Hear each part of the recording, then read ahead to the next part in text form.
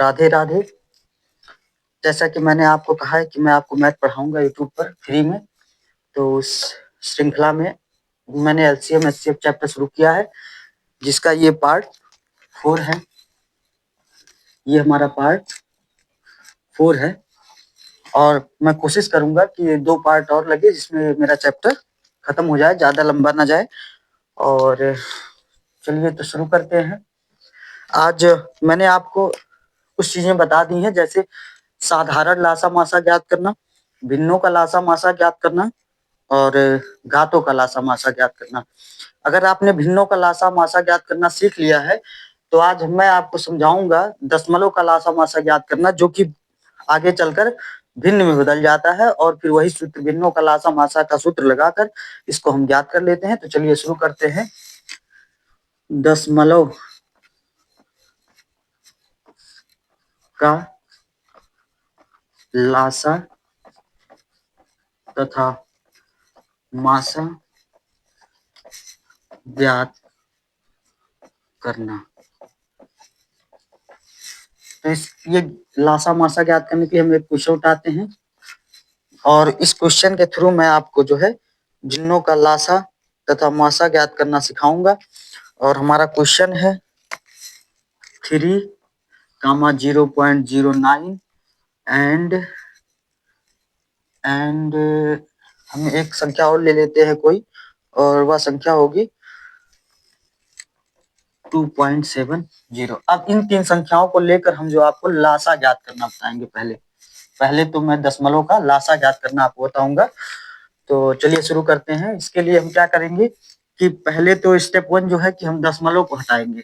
दशमलव को हटाने के लिए जो दशमलव बिंदु होता है उसको हम 1 मानते हैं और उसके बाद जितनी संख्याएं होती हैं उतना 0 मानकर उस संख्या से प्रत्येक दशमलव वाली संख्या में गुणा और भाग करते हैं। तो चलिए ठीक है, 3 और इंटू 100/100, 0.09/100 इंटू 100, फिर इसी प्रकार 2.70 इंटू 100/100।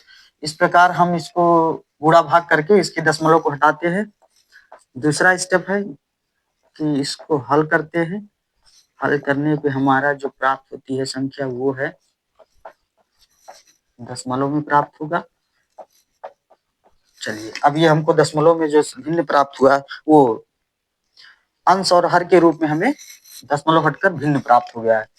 अब मैं आपको बता चुका हूँ भिन्नों का लासा और मासा कैसे ज्ञात करें। जब यह दशमलव भिन्न में बदल गया है तो अब इस भिन्न का लासा तथा मासा ज्ञात करेंगे। भिन्न का लासा तथा मासा ज्ञात करने का, भिन्न का लासा ज्ञात करने का सूत्र इसमें लगाएंगे। तो भिन्न का लासा ज्ञात करने का सूत्र है कि अंश का लासा बटे हर का मासा। तो यहाँ पर अंश है 300, 9, 270। इन तीनों का पहले हम एलसीएम ज्ञात करेंगे। तो एलसीएम कैसे ज्ञात करेंगे आपको बता चुका हूं।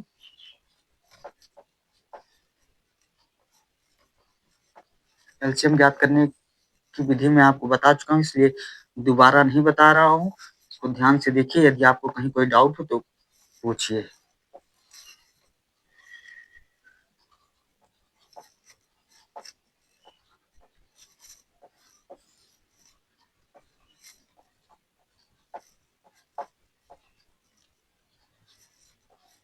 ध्यान से देखिए कि मैं कैसे हल कर रहा हूं इसको, आप भी उसी तरीके से हल करेंगे।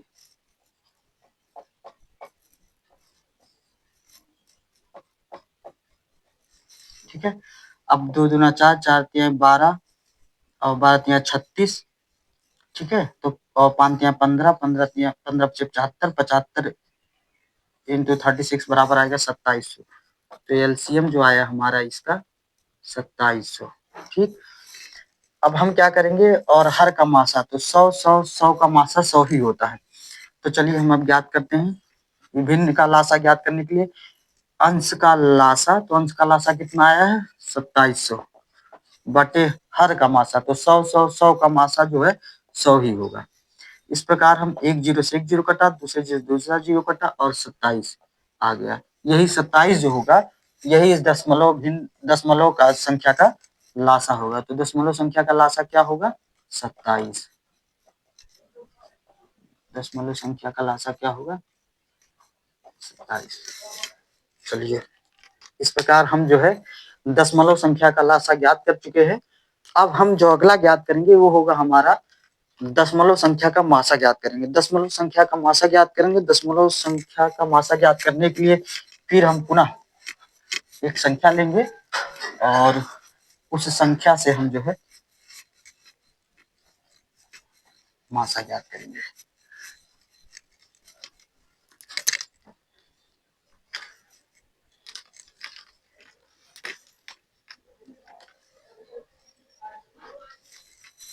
हमारी संख्या जो कि 1.8, 0.24 एंड 36, इसी का हम जो है मासा ज्ञात करेंगे। दशमलव है ये, दशमलव का लासा और मासा ज्ञात करने के तरीकों में मैं आपको बहुत ही आसानी से लासा ज्ञात करना बता दिया है। अब दशमलव का हम मासा ज्ञात करेंगे। दशमलव का मासा कैसे ज्ञात करते हैं इसके लिए आगे देखते हैं। चलिए, अब जैसा कि मैंने आपको बताया है, पहले तो हम दशमलव हटाएंगे। दशमलव हटाने के लिए क्या करेंगे, 1.8 इंटू 100 अपॉन 100 कामा 0.24 इंटू 100 अपॉन 100 कामा 36 इंटू 100 अपॉन 100। ये हो गया। अब इसको हम गुणा करते हैं। गुणा करेंगे तो 180 अपॉन 100 कामा 24 अपॉन 100 कामा 3600 अपॉन 100 होगा यहाँ। ठीक, अब हम जानते हैं भिन्नों का लासा तथा मासा ज्ञात करने की विधि को हम जानते हैं। तो इस प्रकार ये हमारा भिन्न में बदल गया और हमको ज्ञात करना, अब ज्ञात करेंगे भिन्न का मासा। तो इसी में आ गया, ये भिन्न में बदल गया तो हम सूत्रों लगाकर भिन्न का मासा तो 180, 24 व 3600 का मासा जो होगा, का मासा लिख दीजिए, ज्यादा सही होगा। का मासा जो होगा वो होगा 12। ठीक है, इसका मासा क्या होगा, वो होगा 12 और 100 100 100 इन सबका एलसीएम जो होगा तीनों का, ये 100 ही होगा। और ठीक है, तो चलिए लिखते हैं। तो HCF बराबर 12 बटे हर का लासा, तो 100 100 100 का लासा 100 ही होता है, 100 उतार देंगे। इस प्रकार ये हमारी संख्या जो प्राप्त हुई 0.12, यही हमारा दी गई दशमलव संख्या का HCF होगा 0.12। इस प्रकार हमने दशमलव संख्या का लासा और दशमलव संख्या का मासा ज्ञात करना सीख लिया है। और इसके आगे बढ़ते हैं इस चैप्टर में। इसको, यह टाइप ही खत्म होता है और हम अगले टाइप 2 में चलेंगे। इसको मिटा देते हैं। यदि आप स्क्रीनशॉट लेना चाहते हैं तो ले सकते हैं। और अब हम आगे चलेंगे।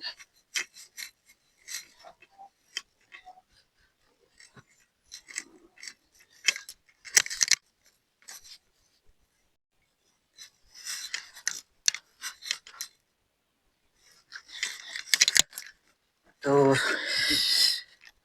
चलिए दोस्तों, इसमें हम आगे बढ़ते हैं।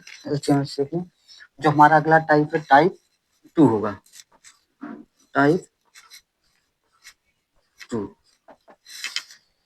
ये हमारा टाइप 2 जो होगा शेष वाले प्रश्न आते हैं। कि जैसे कभी कोई आता है कि शेष वाले प्रश्न, जैसे लासा के शेष पर प्रश्न, इसको हेडिंग लिखते हैं, लासा के शेष पर प्रश्न। ठीक, इसमें शेष बचता है, उस पर प्रश्न पूछता है। तो इसके लिए दो प्रकार से प्रश्न पूछता है। इसमें हमारा दो प्रकार से प्रश्न पूछता है। पहला है कि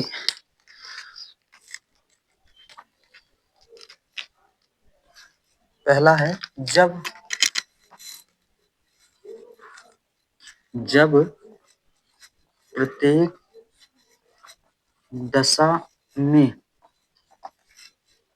x शेष बचे। और दूसरा है जब x y z शेष बचे। ये दो प्रकार के प्रश्न लासा के शेष पर पूछे जाते हैं और ये मैं आपको बताऊंगा कैसे याद करते हैं। जब प्रत्येक दशा में शेष बचते हैं तो इसके लिए क्वेश्चन बता के आपको समझाऊंगा, और जब x y z शेष बचता है उसके लिए क्वेश्चन समझा के आपको क्वेश्चन के द्वारा समझाऊंगा। तो हम पहले उठाते हैं जब प्रत्येक दशा में x शेष बचे, उसके बाद इसको उठाएंगे जब प्रत्येक x y z बचे, इसके लिए तब उसके बाद उठाएंगे। तो चलिए पहला टाइप उठाते हैं, इसको उठाते हैं। जब प्रत्येक दशा में x शेष बचे, इसको उठाते हैं। तो इसके प्रश्न द्वारा मैं आपको समझाऊंगा, ठीक है। तो इसका क्वेश्चन क्या होगा, क्वेश्चन, ठीक है। तो इसका होगा वह सबसे छोटी संख्या ज्ञात कीजिए। क्वेश्चन होता है वह सबसे छोटी संख्या ज्ञात कीजिए, ठीक है। क्या पूछ रहा है कि वह सबसे छोटी संख्या ज्ञात कीजिए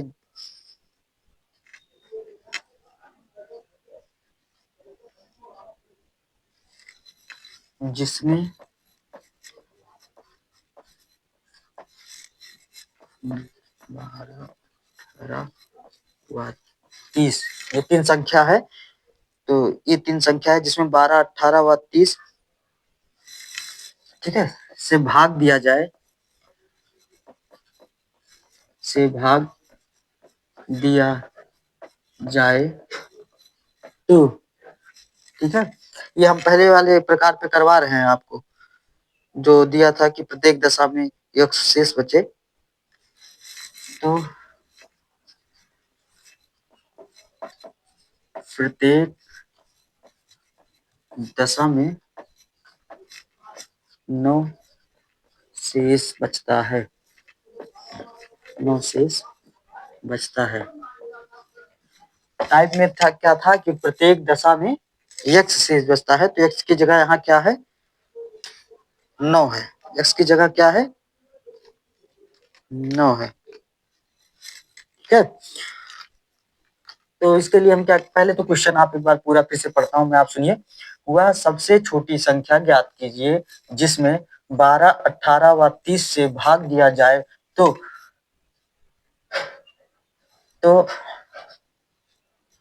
प्रत्येक, सॉरी प्रत्येक गलत लिख उठा था, तो होगा ये इस प्रकार होगा प्रत्येक। तो प्रत्येक दशा में 9 शेष बचता है। तो इसके लिए हम क्या करते हैं, जो शेष बचता है उसी को हम, जिससे भाग दिया जाता है उसका लासा ज्ञात करके शेष संख्या को इस प्रकार में, इस टाइप में हम क्या करते हैं, जिसमें प्रत्येक दशा में x शेष बचता है उसमें हम क्या करते हैं कि जो संख्या दी रहती है, ठीक है, उसमें हम 9 या x जोड़ देते हैं। तो इसलिए हम इसमें क्या करेंगे, हम पहले तो संख्या का लासा ज्ञात करते हैं, फिर जो शेष बचता है उसी को उसमें जोड़ दिया जाता है। तो 12 व 18 का लासा इधर साइड में ज्ञात कर लेते हैं, 12, 18 व 30। तो ये मैं लासा ज्ञात करूंगा तो बहुत लंबा चला जाएगा, इसलिए मैं इसको ज्ञात नहीं कर रहा हूँ, क्योंकि आपको मैं बता चुका हूँ कि लासा कैसे ज्ञात करें। और तो हम 12, 18 व 30 का जब लासा ज्ञात करेंगे तो 12, 18 व 30 का लासा जो होगा, लासा बराबर 180, ये इसका क्या होगा, लासा होगा। तो इसका इन तीनों संख्याओं का क्या होगा, इन तीनों संख्याओं का लासा होगा। अब हम क्या करते हैं कि संख्या ज्ञात करने के लिए, सबसे छोटी संख्या ज्ञात करने के लिए जो शेष होता है वही इसमें जोड़ दिया जाता है। तो सबसे छोटी संख्या ज्ञात करेंगे, तो सबसे छोटी संख्या बराबर सबसे छोटी संख्या बराबर 180 प्लस 9, यही जो शेष बचता है वही जोड़ दिया जाता है एलसीएम में। तो 189 हो गया, वही यही 189 जो है ये सबसे छोटी संख्या है। कौन सी सबसे छोटी? वह सबसे छोटी संख्या ज्ञात कीजिए जिसमें 12, 18 व 30 से भाग दिया जाए तो प्रत्येक दशा में 9 शेष रहते। तो इस प्रकार हम जब 12, 18 व 30 से 189 में भाग देंगे तो आप देख सकते हैं भाग देके प्रत्येक दशा में जो शेष बचेगा वह 9 ही बचेगा। तो इस प्रकार हमने आपको एक सवाल इस पे बता दिया कि प्रत्येक दशा में x जब शेष हो। अब मैं आपको एक सवाल और बताऊंगा, जब प्रत्येक दशा में x।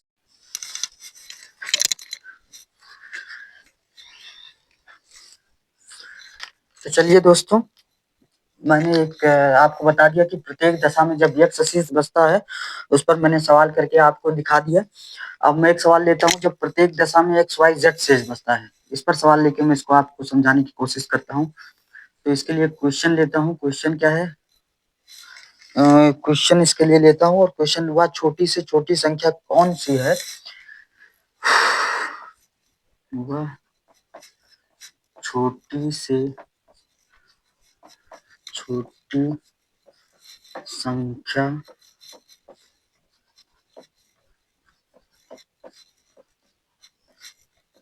कौन सी है, ठीक है, वह छोटी से छोटी संख्या कौन सी है जिसे क्रमशः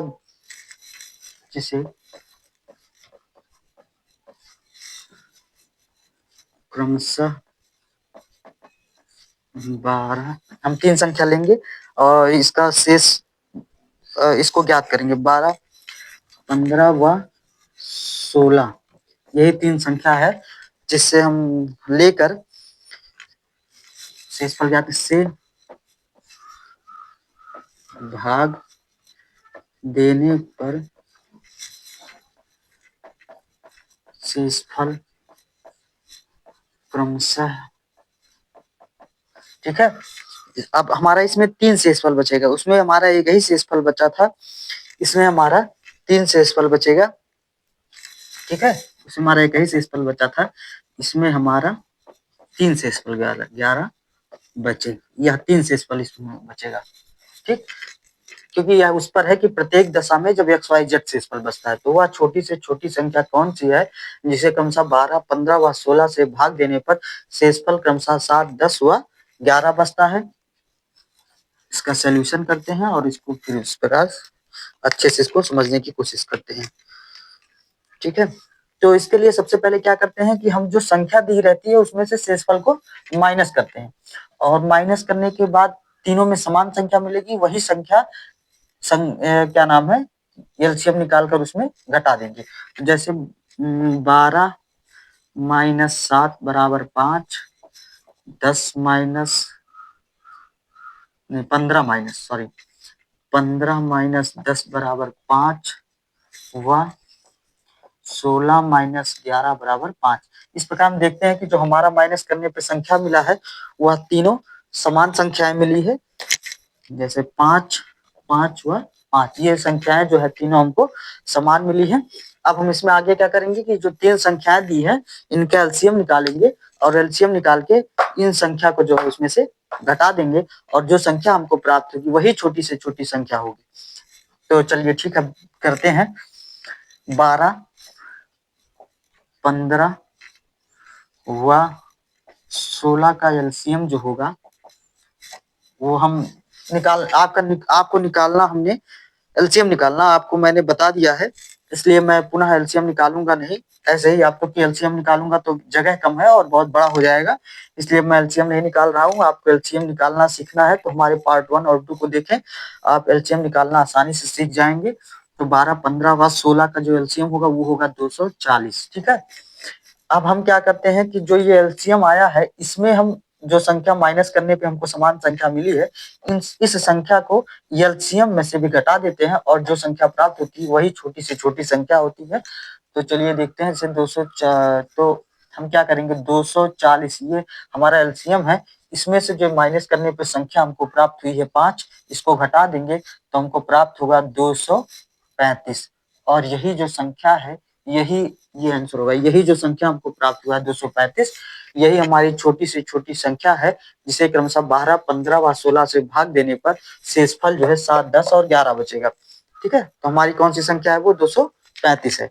इस प्रकार हमने लासा के शेष पर प्रश्न दो प्रकार से पूछे जाते हैं। एक तो जब प्रत्येक दशा में x बचता है, और एक जब प्रत्येक दशा में x y z शेष बचता है।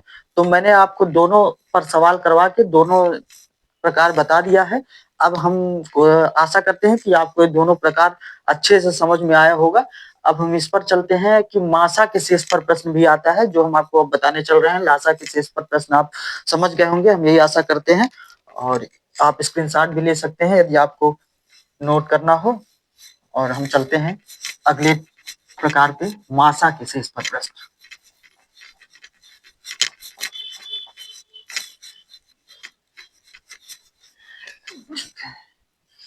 ये हमारा मिट जाएगा, यहाँ क्या हो जाएगा, मासा के शेष पर प्रश्न हमारा हो जाएगा मासा के शेष पर प्रश्न। अभी तक मैंने लासा के शेष पर प्रश्न आपको बताया था, अब मैं आपको मासा के शेष पर प्रश्न बताऊंगा। इसमें हमारा 3 प्रकार से प्रश्न पूछा जाता है। तीनों प्रकार मैं आपको बताने का कोशिश करूंगा। इसमें हमारा जो है 3 प्रकार से प्रश्न पूछा जाता है मासा के शेष पर प्रश्न। ये हमारा 3, जब प्रत्येक दशा पे जब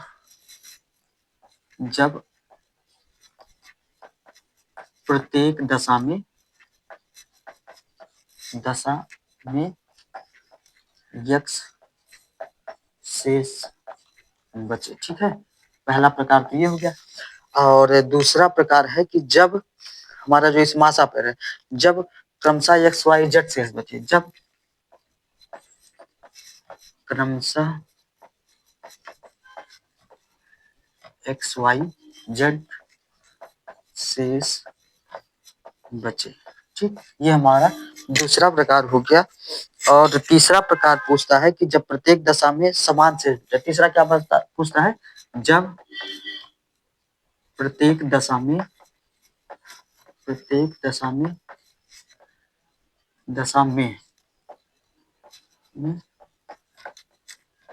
समान शेष बचे।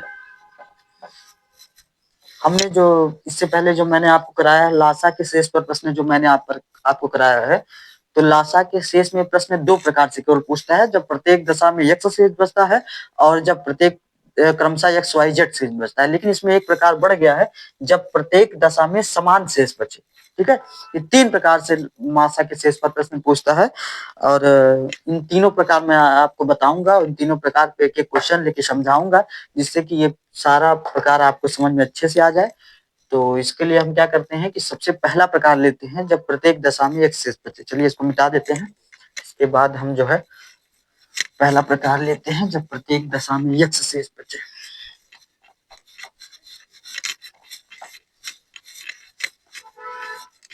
चलिए, जब प्रत्येक दशा में एक शेष बचे, इस पर हम क्वेश्चन लेते हैं। और क्वेश्चन के थ्रू मैं आपको जो है तीनों बताऊंगा।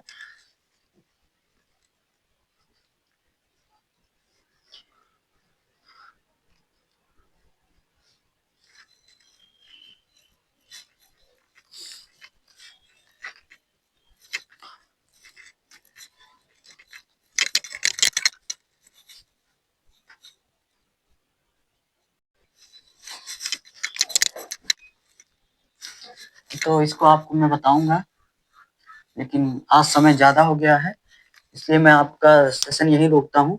और कल पार्ट 5 लाऊंगा, जिसमें मैं आपको मासा के शेष पर प्रश्न बताऊंगा। और आशा करता हूँ कि आपने आज के मेरे पार्ट 4 को अच्छे से समझा है, और इसे लाइक शेयर कमेंट जरूर करेंगे आप, यही मैं आशा करता हूँ और आपसे उम्मीद भी करता हूँ।